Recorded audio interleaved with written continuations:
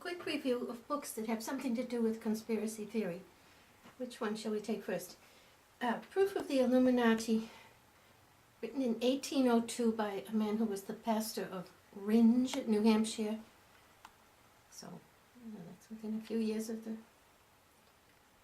beginning of the U.S. And he said that our founding fathers were in on it. I'm mentioning this one first because you read something today about conspiracy theory. Sounds like somebody just made it up, and how are you going to know? Because it's so easy to make things up. But this guy, if he made it up, it's in the library. It's been there since 1802, so he did write it on the spot, and that would tend to support the rather ancient theory of the big conspiracy called the Illuminati. You don't have to call it that. In fact, there was a movie, I think it was called The Da Vinci Code, and I made it my business not to see it because I don't want to take in that sort of Hollywoodized and probably largely disinformational business about the Illuminati. Just another word for the enlightened. If you're illuminated, you're enlightened. And he actually called it that. That was the word he used in the year 1802. Another one in the same idea, the same idea that it's also about our founding fathers. I'm so sorry to say this about our founding fathers. The Bavarian Illuminati in America, written in 1918 by Vernon Stauffer, and highly scholarly. It's strictly going through the old documents. It's got nothing to do with telling you today's conspiracy is about blah blah. It's a scholarly work. Okay. Now, this one, rather well known, something about world order by Eustace Mullins, who was kind of a cut-up, but he's entitled to be a cut-up, isn't he? And his beautiful, beautiful subtitle of the book, A Study in the Hegemony of Parasitism. The interesting thing about this conspiracy theory is he wrote it entirely from open sources. For example, he went to the New York Times every day and to obituaries, 20th century, especially 1940s, and just judging like who was on the board of directors of which corporation and which legislations were coming through. And he's able to give you a very high conspiracy theory, his theory being that the Rothschilds owned people like the Morgans and the Rockefellers, who thought they were like second-tier servants of the biggie. And again, I say, just for its value as something you can rely on. Right? Those three would be. And then we have, I'm sorry, I haven't read this, so I can't comment, but I keep hearing that it's the best. The Dark Ages Conspiracy by Carol White. I don't know if Carol's a girl Carol or a boy Carol. Just mentioning it because I'm sorry I haven't read it. This would be maybe my favorite. Again, this was written in 1933, and the same guy, H.G. Wells, wrote in 1928, The Open Conspiracy, and that's exactly what it was. It is the conspiracy of those that run the world, but he was allowed to tell the story. First he told it sort of favorably. Well, actually, this book, which he calls The Shape of Things to Come, is also like, one of the early science fiction things when they say, this is how it's going to be. But everything in this book has now happened. Everything in this book has now happened.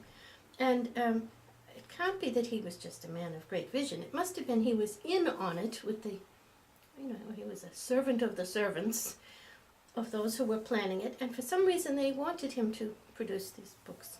I think that's the same also for George Orwell. I'm sure that he didn't just conjure up 1984. That was the going plan.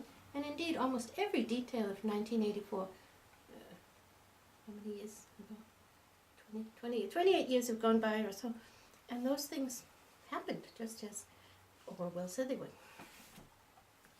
All right. Another book we have, this is quite good. The Illuminoids. I don't know much about the guy who wrote it. I can't particularly promise anything that he said to be true, but it seems to be written in good faith, and it covers a lot of ground. And when I said a moment ago, the Bavarian Illuminati, that was written in 1918, similarly, the famous Skull and Bones fraternity at Yale, is from Germany, so approximately 1930. I think Daniel Coit Gilman, who I know at Johns Hopkins University there's a Gilman Hall, and I think he helped found both Yale and Hopkins or something like that. And the fraternity there, it was discovered by this guy, Anthony Sutton, as having, when Anthony Sutton borrowed a copy from Charlotte, her name is not here, but Charlotte Serbeet, her father had been in the Skull and Bones, and she lent him a copy of the secret membership list, and whereupon he, Anthony Sutton, discovered how many of our presidents, chief justices, everybody was Skull and Bones, which would tell you that there's a lot happening in the Skull and Bones to prepare young people. You get recruited. It's not like a family generational thing, although you see on the back picture 2 members of Skull and Bones are father and son, famous presidents. Then we have an interesting book here. This is the one I probably could give the least, well, I can't give any report on that except the people I trust like it, that one. But this one, I can't give anything other than my own feeling about this book. It's by John Canning, and I think that he was, I don't know what the actual definition of misinformation is, but there's quite an industry of persons who are to tell you the story, and some of them will tell it to you in a way that is unbelievable. I mean, make you think, oh, that's got to be junk, and yet it's real.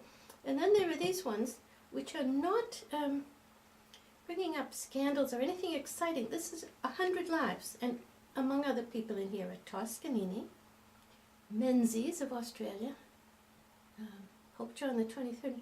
But I have reason to think from other things he's written that John Canning was sending us information.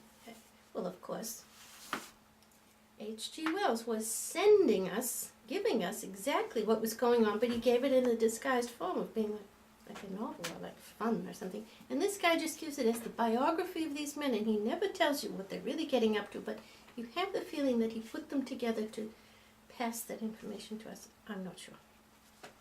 Another way to look at these things, it's not really about the conspiracy, but it's about how governmental groups can do as they please.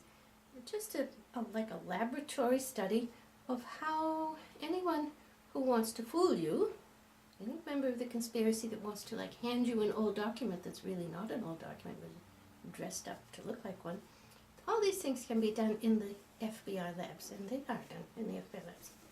Now, to cut a long story short, I don't want to miss this. NATO's secret armies, I guess you could say today NATO is the conspiracy, or it's the thuggery that goes on behalf of the conspiracy. And this scholar, again, written in it goes through the court cases and through a lot of goings on in Europe in the 1950s, and like the death of Aldo Moro in Italy and so forth. I put that in the group with, reliables. This one you'd hope would be kind of reliable since it's by moi, and it's called Prosecution for Treason. Watch this. Epidemics, weather war, mind control, and the surrender of sovereignty. Not just conspiratorial, but a lot of the conspiracy that I see within Congress is in there. And I think that's about it.